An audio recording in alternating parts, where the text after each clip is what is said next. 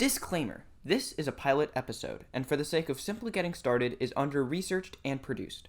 Look forward to much higher quality research, discussion, and production from future Leafy Tome posts.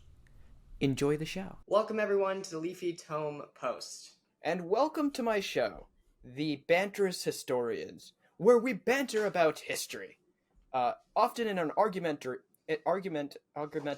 manner, such as today's topic. Who was better, in general, Alexander the Great or Hannibal?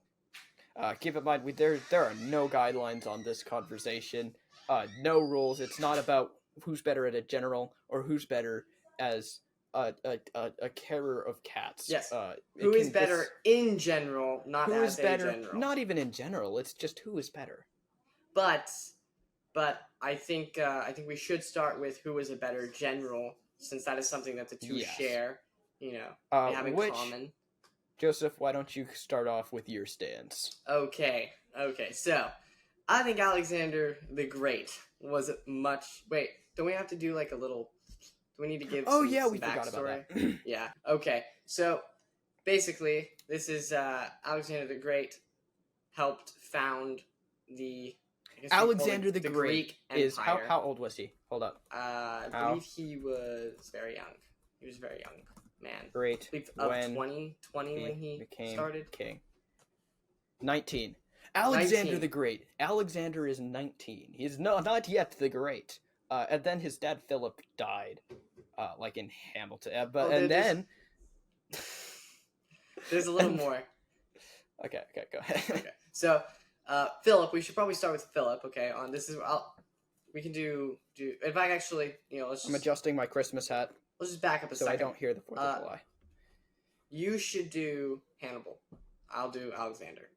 Okay, cool. Okay, so the backstory to Alexander the Great actually goes back to his father, and I've already forgotten his name. He's Philip. You can Philip, just remember that Philip dies, and so yes. is Philip in Hamilton. Oh my gosh, that helps me so much. I'm genius. I'm amazing at this, guys. Significantly. And Alexander lives until he doesn't. And Alexander lives in... That's smart, man. Okay. I would like to say that, Hannibal lived until he didn't better, but, go ahead.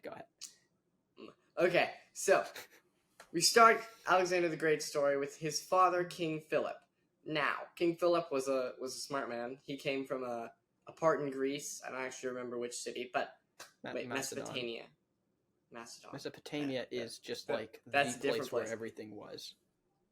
Yes, but that was like 1,000 years before the time. Okay. Philip came from Macedon. He was king of Macedon, and Macedon was not a very powerful city, state. It was bigger than one city, obviously. But Macedon was not one of the big ones. They were kind of small, and they got bullied. So basically, King Philip was very smart, and he invented a ton of new weapons, including the cavalry, the pike.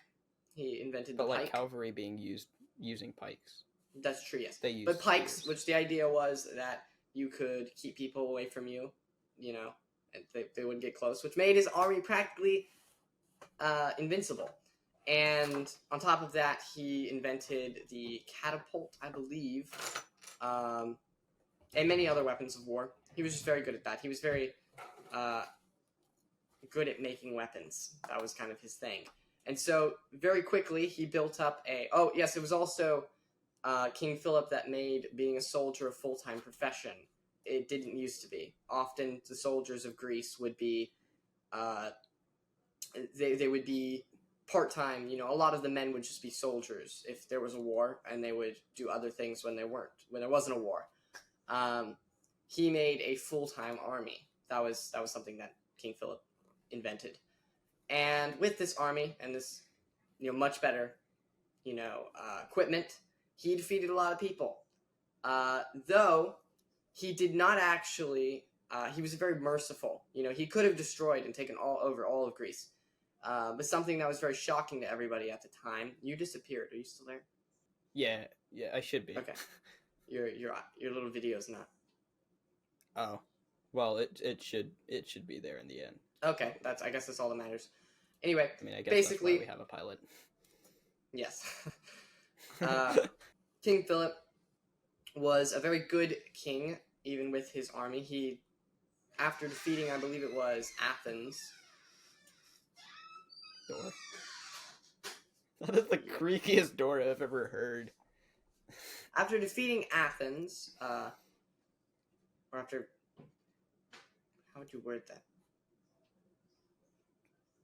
After besting Athens in battle. Yeah. The Athenians, what were they? I think they were the Spartans, right? The Spartans were from Athens? No. Were the Spartans? The Athenians no, were from Athens. Sparta. The Athenians, yes. The Spartans were from Sparta. Yes, that would make the most sense. The Athenians. After defeating the Athenians, this is kind of close to, never mind. After defeating the Athenians, he reportedly, historical fact, he let all of the captured men go, and everyone found this very shocking. He was very nice to his neighbors, and he was very diplomatic. He was very diplomatic. He was very diplomatic. He was a very Darn it. He was a very diplomatic king. He was a very diplomatic king, and that's what he was good at. He was very nice, even though he could defeat everybody. But then he died. And then he was killed by a bodyguard. He was a nice king. He was very nice to his neighbors, but he was going to rule them inevitably, and he was planning on it, an invasion, and his grand, You see, so he would have taken you over. He just would have not murdered you. Exactly. And he that was liked really, people really to like nice. him. Yes, it was that was really, very nice. really nice that he didn't raze everything to the ground. He was a very just king, you could say. By not raising stuff to the ground. Yes, for the fact he was that going to take over Greece, though, and his plans were to expand bigger than that, to make his great empire, because he knew he could. And, I mean, why not? What better reason? He knew he could best everyone. And on the night of the celebration going up to this, I believe they were actually celebrating the beginning of the Macedonian... Mesopotamia.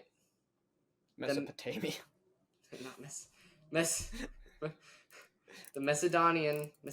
I don't actually know how you pronounce that. The kingdom of the Macedons. The Macedonian. Macedonian. Thank you. See, I knew it was wrong. Macedonian. Now, this was on the verge of the Macedonian. I can't say it now. The Macedonian. The Macedonian. The Macedonian. Stop messing with the pronunciation. The Macedonian. So the Macedonian Empire. On the verge of the Macedonian Empire. It was a celebration, and he was murdered there by a bodyguard for unknown reasons. People don't know if it was an assassination or I don't know. So what you're saying happened? Reasons some random guy. What you're saying happened is he went up to he threw a massive party to celebrate just about to go invade the rest of Greece. Exactly. He then got assassinated, and people don't know why. Yep. Because who would have killed him? Alexander the Great is the only one that could have historically gained anything from this. And that's fair. Other than the Greeks, people don't think Alexander killed him. What about Greece? Because Alexander did not seem particularly happy about his father's death. He didn't take it very well. And anyway, Alexander the Great then became king at 19. And he instead went and invaded everything instead. So whoever Unfortunately, he was also better at it. Yes. Whoever killed King Philip, if they were trying to prevent the war, which, was on the night of the celebration, that seems the most plausible, did not do a very good job because they probably ended up causing the most, the foundations for the Roman Empire. Although, to be fair, had Philip not been killed, and he did succeed in invading the rest of Greece, and then Alexander took over on top of that. That's true. It would have gone farther. It probably would have gone farther. Although he might have died in India again, so that's true. So Alexander the Great then went on on his great conquest, and he was very good at taking things over. That was what he was good at. There were many examples of fortresses that had never been taken before, and were things no one else would even try to do. And he And just many invented, examples as well. He just of invented him. very creative ways to. Also, many examples of him naming stuff after himself. That is also true. Yes, one of the very first places he went was Egypt, because Egypt had a lot of wheat, and wheat was kind of important for bread, and bread is what people eat to stay alive. And so this is he took true over in most Egypt cases. And founded Alexandria, named after himself, of course. He actually became pharaoh. He became pharaoh of Egypt. He's got quite a good portfolio. Yeah, pretty good credentials, you could say. So Alexander invaded Egypt along with just everywhere else, all of Greece. Yeah. I was waiting for noise to abate. So that is Alexander the Great. So now we will go to. Oh, I forgot. He died. That's also what happened. He died at the age of, I believe, 35. He did. He was very young. And or old, depending. No on one who knows you why. Ask, I guess. It's true. So wasn't it disease? It was, no one quite knows. It was some kind of infection, disease, not anything apparent. Could have been poison. Some speculate, but most likely some sort of natural cause. He was a quite loved king. I mean, then again, that's what we all thought about King Philip, and we saw how that turned out. But at least Alexander wasn't, stabbed in the chest, That's fair. He kind of died to something that is unknown. He probably got bit by, a mosquito. Probably. All right. Hannibal. Hannibal's next. Oh. The scene is set. I forgot what I was going to say. Oh, yeah. Carthage had just gotten out of the First Punic War. And, I think. Or they were in it. I don't know. But Carthage didn't like Rome. And Hannibal, as the son of a prolific Carthaginian general, grew up to hate Rome. He grew up to hate Rome, and he also grew up on the verge of a war. Of another war against Rome, of which they would go on to lose, but not due to Hannibal. Let's see. I talked too fast for my brain. Oh, right. So there was this Roman town in which things happened, and it turned out into people being murdered and killed, and Hannibal was actually there. And thus the second Punic War. The second Puny War. The second Puny War broke out. In the second Puny War, Hannibal did what no one else had done, and he crossed the Alps. We'll have a map up for this, I believe. He crossed the Alps. This is Italy. Oh my! I can't see anything. It's a you're drawing. boot. Okay. Well, he crossed the Alps, and this is Switzerland. So he crossed the Alps into Rome. He then won nearly every single battle, conquered the top half of Rome, and only stopped when he heard that Carthage, that the other generals, had not been doing as well. And he had to go back and save their butts. But he crossed the Alps. Yeah, Carthage. Not. What did I say? It was. You just said the other the other generals weren't doing so well. They weren't doing so well, and so he had to go back and help. But they weren't doing so well in Carthage. In Carthage, because they were in Carthage. Versus he was nearly at Rome. And so let the debate begin. You had a whole backstory. Hannibal was really cool, and he was really good. He won a lot of battles. He only lost one battle at the very end of his career which is funny because it was the one time he was actually the defender, like the actual defender. It was just he just wasn't as good at defense, Carthage shouldn't have let him down like that. Very aggressive guy. They had they had the they entire rest of everything. At the city of Zama, I believe it was near Carthage, the capital. The Romans made it quite far into Carthage. So far into Carthage, they made it to Carthage. All right. So who was a better general? Now they actually lived at different times, so this is an interesting thing because there was different equipment at different times. But I feel like one of the big things that we are going to debate this evening is going to be banter, if you will. Banter? Yes. Who was a better general? Because this is this was question. It was both. It was the sort of pinnacle of each of their careers, so it makes sense. And I would argue Hannibal is a better general. I would argue Alexander is a better general. Would you look at that? Bantering commence. Let the bantering commence. Let the banter begin. All right. So, starters, I'm going to start with how each person died, okay?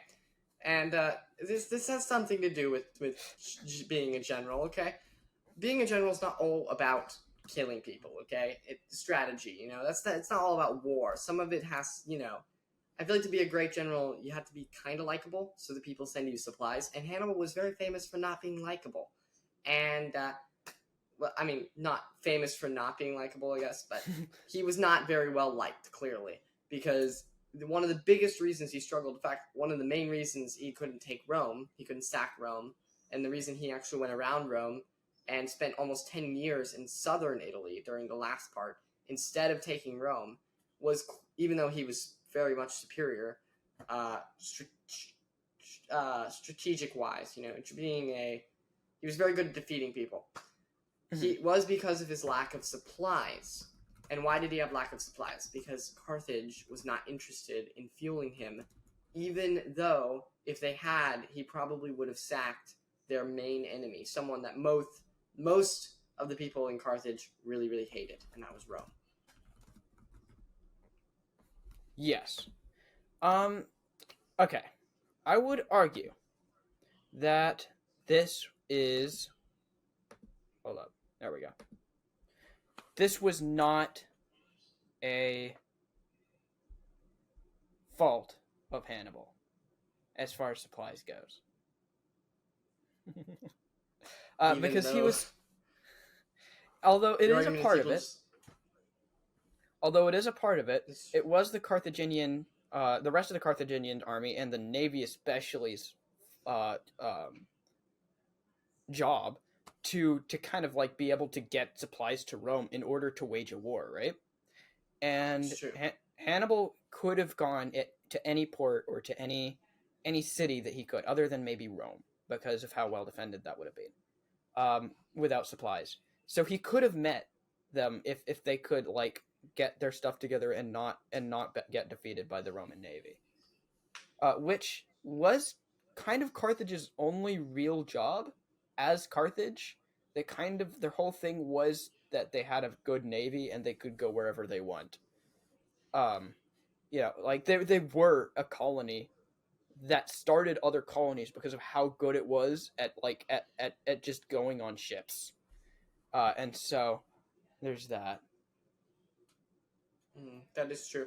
I think them having a good navy means that they should have been able to easily get supplies to him, because he controlled multiple cities that were port cities on the bottom of Rome. And that's why I would argue that it would be the fault.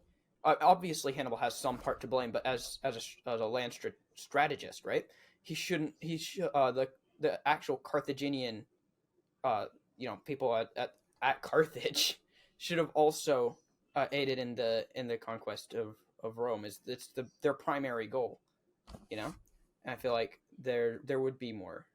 There'd be other people. That is true. That is true. For instance, the head of Navy and such. Hannibal was so disliked, he got exiled from Carthage. I mean, he got exiled. They look at everything he did for them, and he was still exiled. Maybe that's not Hannibal's fault, but I don't know. I don't think he was the most likable person in the world. I don't think that being a good general necessarily means you need to be the most likable person in the world. And I would also say that for Alexander the Great, right? He also he didn't have these problems because he was the king, so he was under no threat of exile because he was the king. Versus Hannibal, right? Under threat of exile because people might not have liked him. Versus, Alexander, he got to decide what was liked. But it is a fair point that Alexander was probably more liked considering he wasn't poisoned.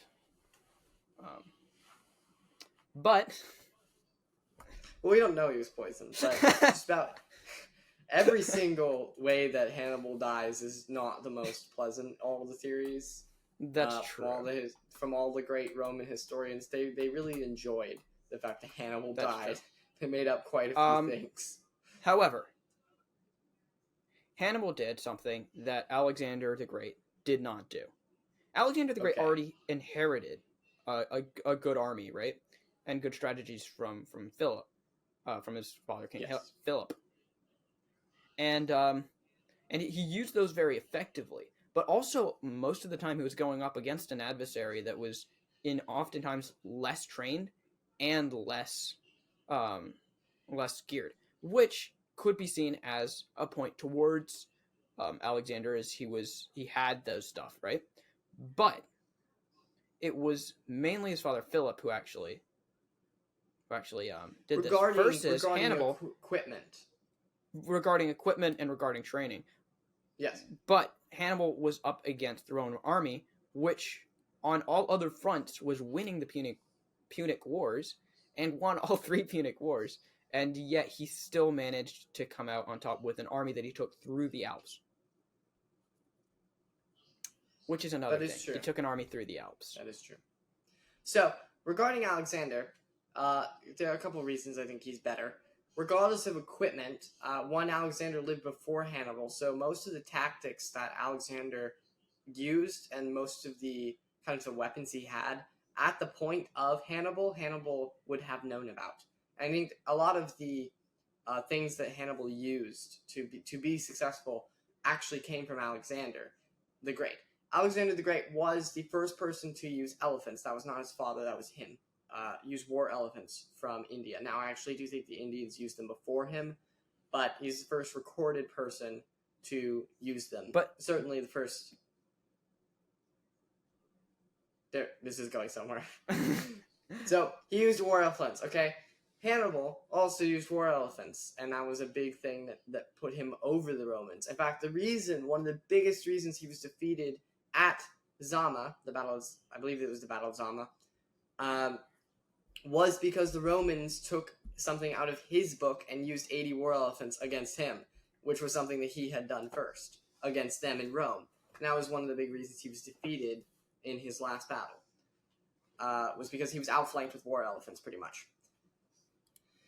So, although again, he wouldn't have been outflanked had the rest of the Carthaginian army done their job and, well, not be utterly defeated, while Hannibal was, utterly defeating Rome. It was kind of like that they were getting Carthage and he was getting Rome, but the rest of the army just didn't give him enough support. I would argue. That's a fair point. But okay, going back to Alexander, he was also extremely strategic, regardless of King Philip. Now, even though he had better equipment and better soldiers, that did not necessarily give him an edge against, say. In fact, actually, I'm going to check this. It's one of the things I will check because I don't know the name off the top of my head. But it was the Battle of Conquest. I will find it. There was a very important battle. This one is not written the same as... I forget what it was called. Anyway, there was a city... Okay, sorry, a stronghold. There was a naval stronghold, a naval base. Alexander the Great went across the shore. This is how he gathered a navy. He had no navy. whatsoever, and he had to capture enemy ships from, I believe it was Persia, the Persian Empire. So what he did was he went across the entire coast. He started out by going across the entire coast and taking out every Persian naval base he could, because the only way he could get the ships undamaged was by taking the naval base. Because obviously fighting the ships, he would have to destroy the ships. So he took the naval bases along the coast. And there were two main ones he took over, but the second one was the most impressive. It was out on an island, away from, the shore, and it was this big castle on this island, okay? And even with the equipment he had barely any edge over them naturally with what King Philip left him. Yet he was still able to almost completely defeat them. Even though they had the upper hand, they had water, they had the defense. Not only if they didn't have water, even if this castle was on land. The fact that Alexander, being the aggressor to a defense, without sieging, what came out on top with the one with less casualties is quite amazing. Because out on this island on the water, defended an impossible task, he was able to defeat and take less casualties, which I think I think that really says something about him as a general. I think it's definitely a feat, but it's not a feat that hasn't been done throughout history. Versus, like other people have done similar feats with attacking like a defended position with very much not good odds and winning. It's been done, right? Versus crossing the Alps is a thing that just hadn't really been done, other than famously Napoleon. And I assume there's probably one or two times things have happened in like the modern world, maybe, but we have like helicopters. I believe it was World War I, defense against Austria and Germany using the Alps. Yeah, but again, they had motorized vehicles, so it doesn't count as much. But let's. I'm just gonna compare it to Napoleon real quick, right? Who also is one of the greatest generals, right? And who also crossed the Alps. Now, the Napoleon crossed with a bunch of men and with cannons and horses, right? And supplies. A lot of those were lost, and a lot of cannons were lost, right? And he didn't come out with a whole lot of men. Of course, he continued to win battles, but he lost a lot of men, and even then he had to go back. But Hannibal, he crossed the Alps, and here's the key difference. The biggest thing that Napoleon had to bring was cannons. Hannibal brought war elephants across the Alps. Only a few of those made it out, though. But he still made it. He still made it, and he could use those then, and in which he used them to actually defeat basically all of Italy. That's true. That is pretty impressive. Can you tell that my research was cut short by the by the deadline? Yeah. So, Alexander took multiple impossible things, and I just don't think Hannibal couldn't even take Rome, which was the main goal. Alexander was able to grow an entire empire based on solely his army himself. He spent nearly a decade. Wait, we should probably get River out of the shot. Alexander did not have a plane. So, Alexander the Great. Alexander Hamilton. Okay, My name is Alexander Hamilton. So, Alexander the Great. Alexander the Great took many great strongholds that, not just one, but he built an entire empire, okay, based on solely a decade of what he did. Hannibal spent 2 decades in Italy, and he still couldn't take Rome. He still actually initially failed. So, my argument is that the success of the conquest does matter as to if you're a good general or not. Although, the success of the strategies also matters a lot. and I believe there are more books on the strategy of Hannibal.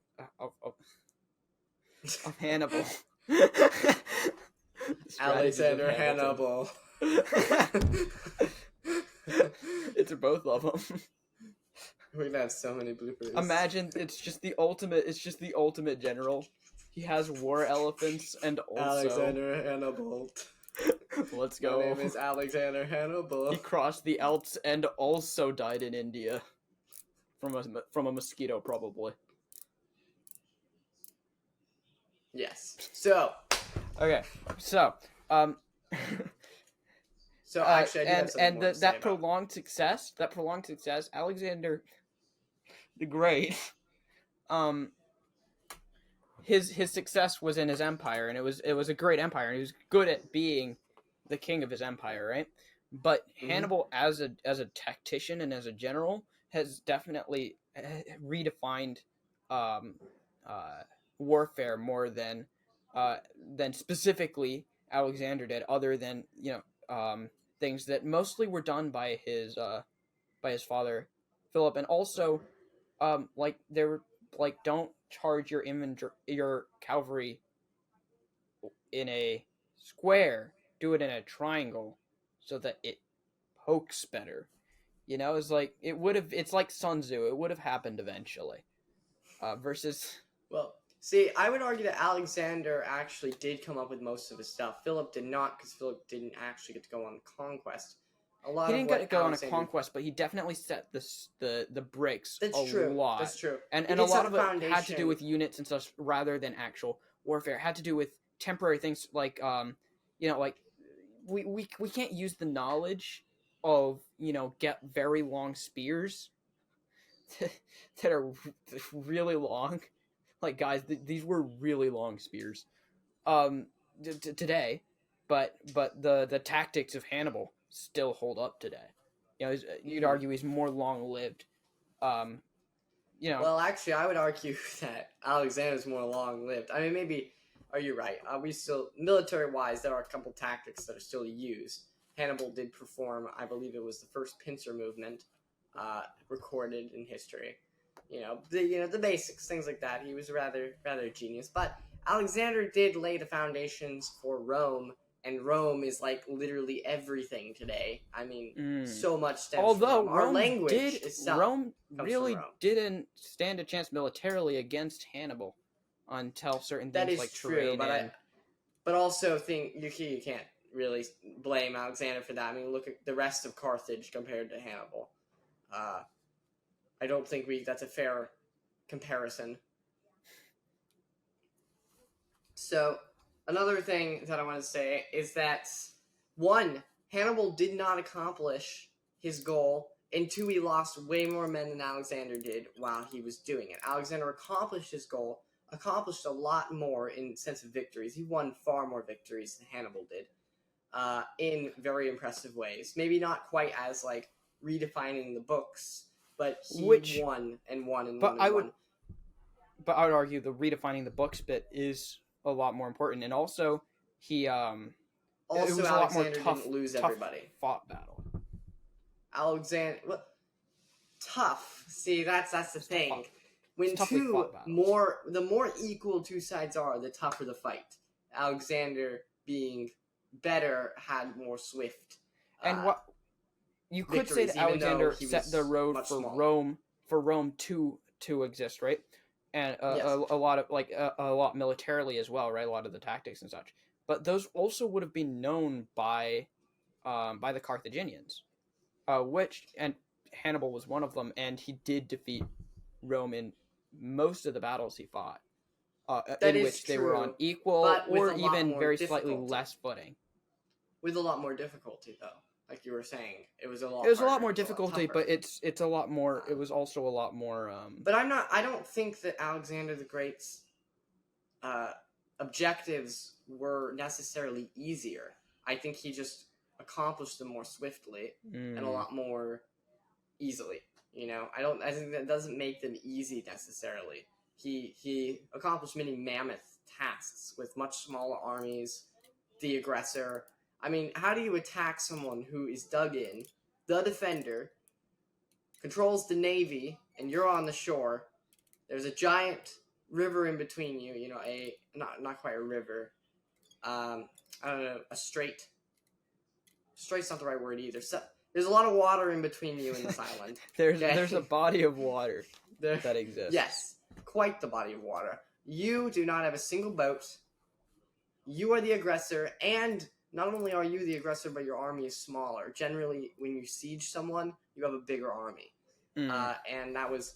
I think Alexander actually did have a bigger army, but not by the percentage needed for just even a normal siege. Yet he still defeated them, and it was not as tough. You know, whereas Hannibal was going up against, you know, other armies in fields. You know, he did sack some cities, but after sieges, you know, the normal way. So Alexander didn't lose as many people. His tasks were just as mammoth, and he accomplished them, in my opinion. And Hannibal lost a ton of people, consistently would cut his army in half by losing people through the Alps, and there was through the marsh. Did you read about that? Although he did marshes. Yeah, although he did actually, it was quite a while ago whenever I actually read the book. But although he did cut his armies during those tasks, but only by doing those tasks was he able to do even more impressive things. Had he not crossed the Alps, he could not have gone on to defeat Rome in a lot of different battles. That is fair. It's just that I think Hannibal, I don't know. I think that he could have done it better. I think he could have done it better, but also I think Alexander there was a way could definitely have also done it better. That's true, but I think he did do it better.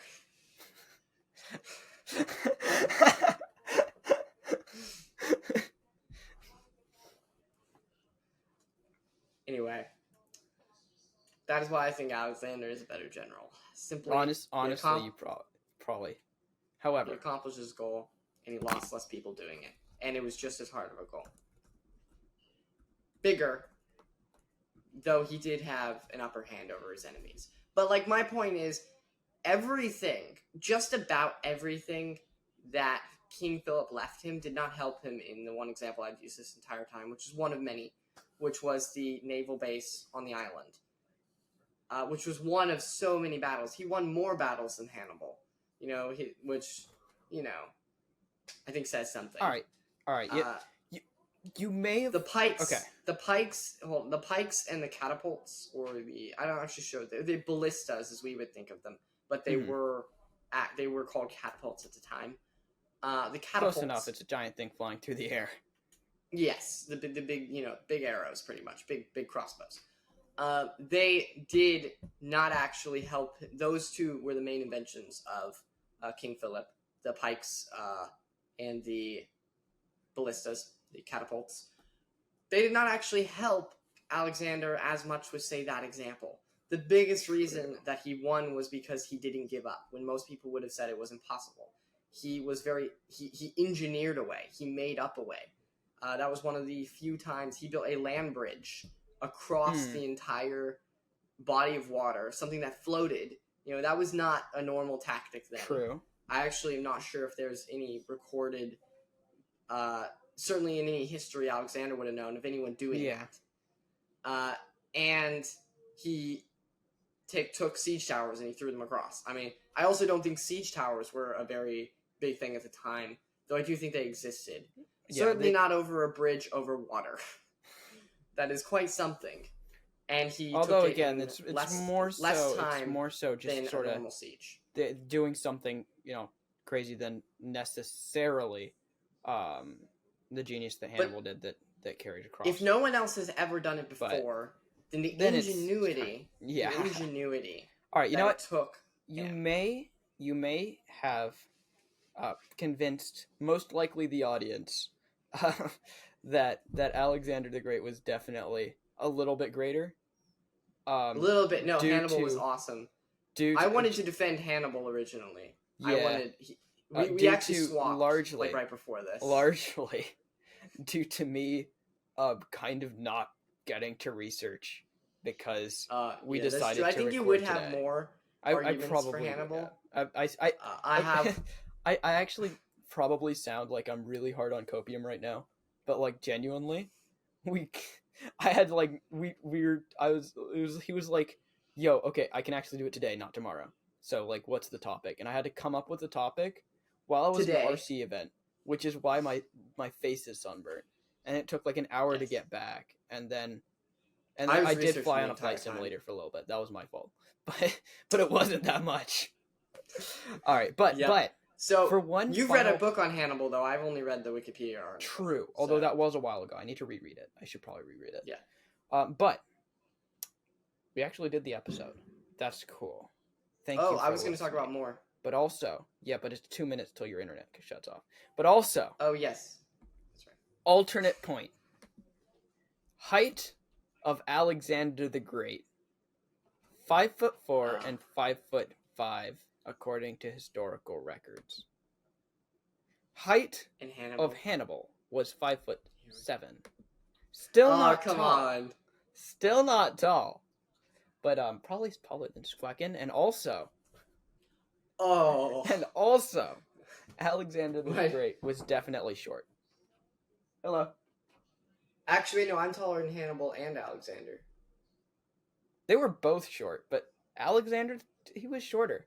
He was like really short, and so he just didn't have it. That's case true. Case in point. True. Well, everyone, thank you for watching this episode of. Or wait, I think we're both very tired. You should do it. Oh yeah. Farewell the. Goodbye. All right. Thank you all for watching this episode of the Banterous Historians. And make sure to follow the Leafy Tome post for more podcasts and different shows as well once we get to it. Oh yes. And better shows that aren't better shows. Better shows. Yes. Better shows that are properly researched. Yes. Yes.